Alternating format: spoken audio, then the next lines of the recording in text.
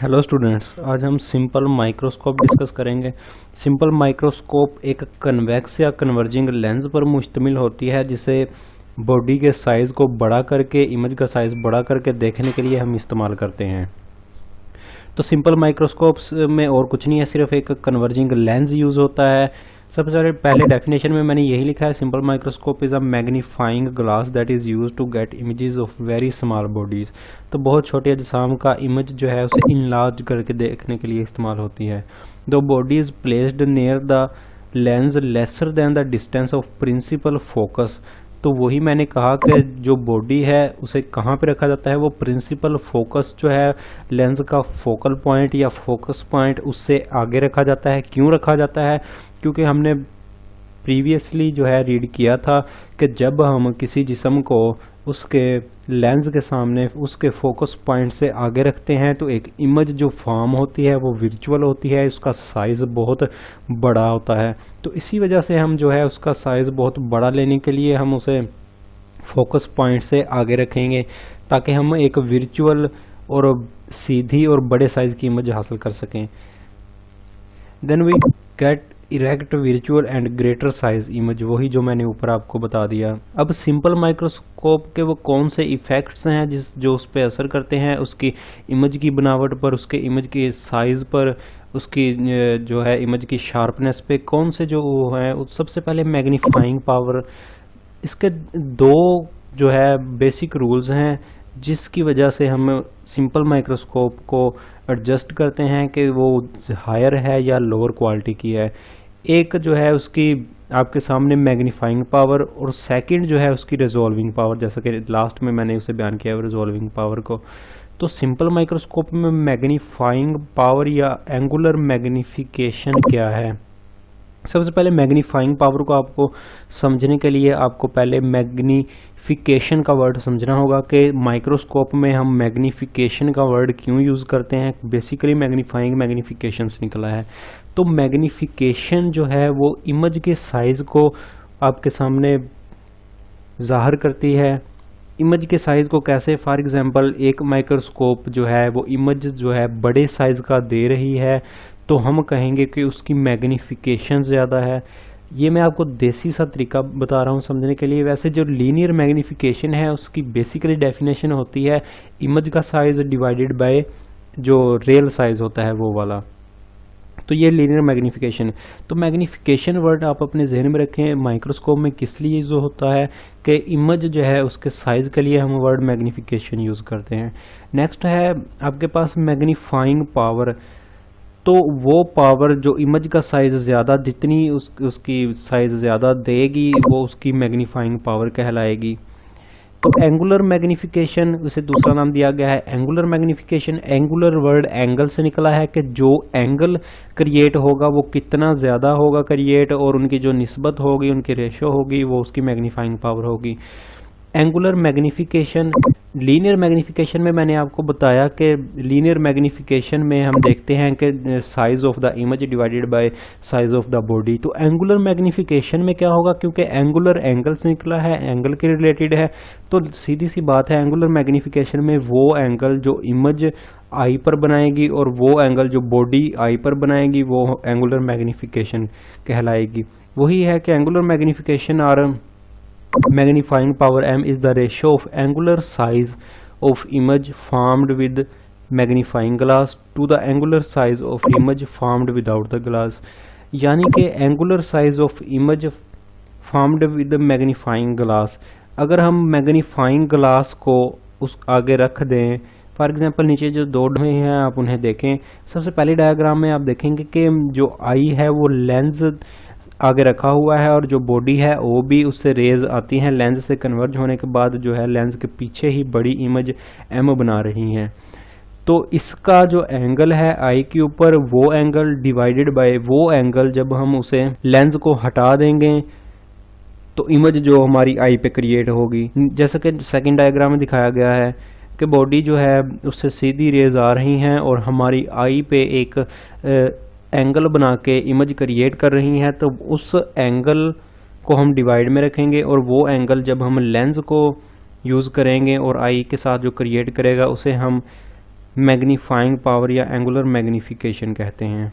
अच्छा, एक फार्मूला और एंगुलर मैग्नीफिकेशन या मैग्नीफाइंग पावर का m is equal to 1 plus d/f, ये वाला जो आपकी बुक में है। इसकी एक कंप्लीट इसके मैथमेटिकल है, वो मैं आपको नहीं करवाऊंगा क्योंकि वो 10th की बुक में नहीं है, सिर्फ फार्मूला दिया हुआ है। तो इसे समझने के लिए मैं आपको सिर्फ एक थोड़ा सा मेथड बता देता हूँ।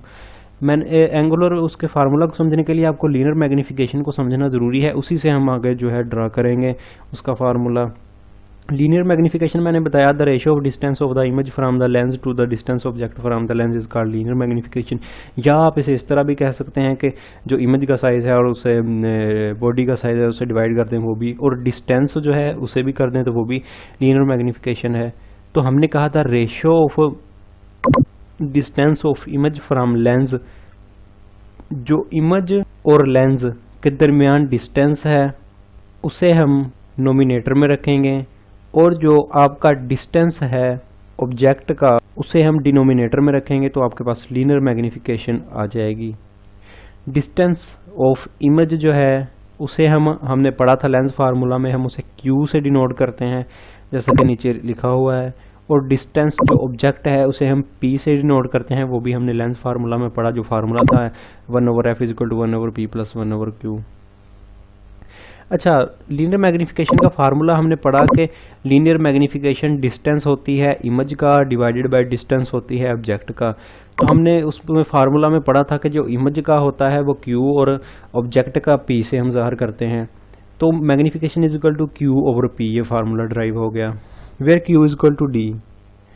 Q is equal to D क्या है, हमने पढ़ा कि जो ये फार्मूला जब हम यूज़ करेंगे एंगुलर मैग्नीफिकेशन का, तो हम बॉडी को जो है 25 सेंटीमीटर से रखते हैं, जो नियर पॉइंट कहलाता है, या उसे least distance of distant vision भी कहते हैं।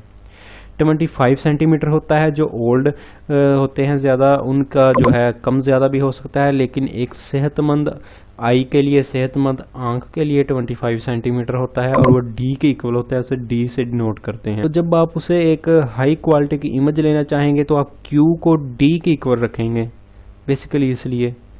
तो जब Q को D के इक्वल रखेंगे तो M is equal to D/P, M इसके इक्वल आ गया। अब हम लेंस फार्मूला यूज़ करेंगे। लेंस फार्मूला क्या था, 1/f is equal to 1/p plus 1/d। ये हमने लेंस फार्मूला पढ़ा। तो लेंस फार्मूला में हमने पढ़ा कि जो 1/f is equal to 1/p plus 1/q, 1/q हमने ऊपर उसे जो है ज़ाहिर कर दिया कि Q is equal to D है, तो Q को हमने D से रिप्लेस कर दिया। नेगेटिव का साइन क्यों आया ये मैं आपको नीचे बताऊंगा कि जो इमेज जो है ये वर्चुअल है, इसलिए नेगेटिव का साइन आया, क्योंकि Q आपने कहा कि डिस्टेंस ऑफ इमेज को ज़ाहिर करती है। इमेज वर्चुअल बनती है जब हम फोकल लेंथ से आगे ऑब्जेक्टिव रखते हैं, तो डिस्टेंस भी वर्चुअल होगा, और वर्चुअल को हम नेगेटिव से ज़ाहिर करते हैं। Q नेगेटिव था, इसलिए 1/p माइनस 1/d आया आपके सामने। उसके बाद आप नीचे देखेंगे D/f को अलहदा कर लें। ये किस तरह किया, ऊपर थोड़ा सा जो मैंने राइट किया हुआ है उसमें थोड़ी सी मिस्टेक है, इसलिए मैं डायरेक्ट आपको समझाने लगा हूँ। यहाँ से D/f हमने पूरी कंप्लीट इक्वेशन को f से मल्टीप्लाई किया। ये जो आपके पास इक्वेशन बनी, इसे हम कंप्लीट f से मल्टीप्लाई करेंगे। जब हम इसे हम d से मल्टीप्लाई करेंगे। जब हम d से मल्टीप्लाई करेंगे कि आप एक साइड पे देखेंगे D/f, दूसरी साइड पे आप D/p माइनस 1 आ जाएगा, क्योंकि d से कैंसिल होके 1 आ गया। उसके बाद हमने ऊपर पढ़ा कि Q/p जो है या D/p जो है वो एक मैग्नीफिकेशन के इक्वल है। तो D/p को जो राइट हैंड साइड पे है उसे हम अलहदा रहने देंगे, और 1 को दूसरी साइड पे ले आएंगे, जो 1/f प्लस 1 इधर आके बन जाएगा, जैसा कि नीचे ज़ाहिर हो रहा है।